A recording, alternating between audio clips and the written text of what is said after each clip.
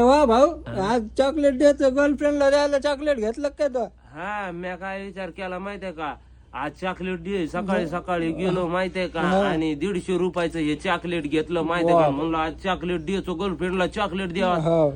पण नंतर माझ्या लक्षात आलं, मायला तिला चॉकलेट द्यावं, आज चॉकलेट दे तर तिथं गायच्या बिमल गुटखा खाती. हा, तिला गायच्या बिमल गुटखा लागतोय. मी म्हणलं ही चॉकलेट देऊन ती चिडन तिला ना, आपण काय करू, गायच्या बिमल गुटखा खर्रा हे देऊ म्हणजे ती खुश होईल.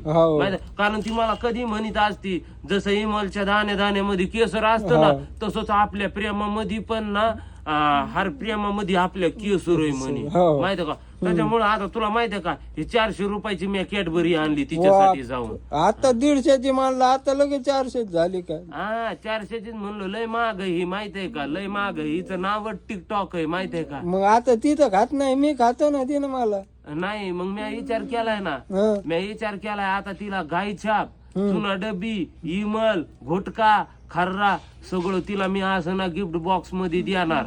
माहितीये का भाऊ, आमचं प्रेम बी साधं नाही. जसं इमलच्या दाणे दाण्यामध्ये केसर असतं, आमच्या प्रेमामध्ये केसर आहे माहितीये का.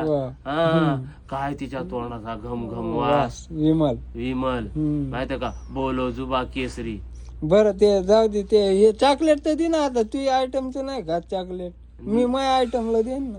त्या आयटमला चॉकलेट काय? हा, ते आयटम कुठे आहे ते. मग एक काम करतो ना मी, माझ्या हाताने देतो मी तिला.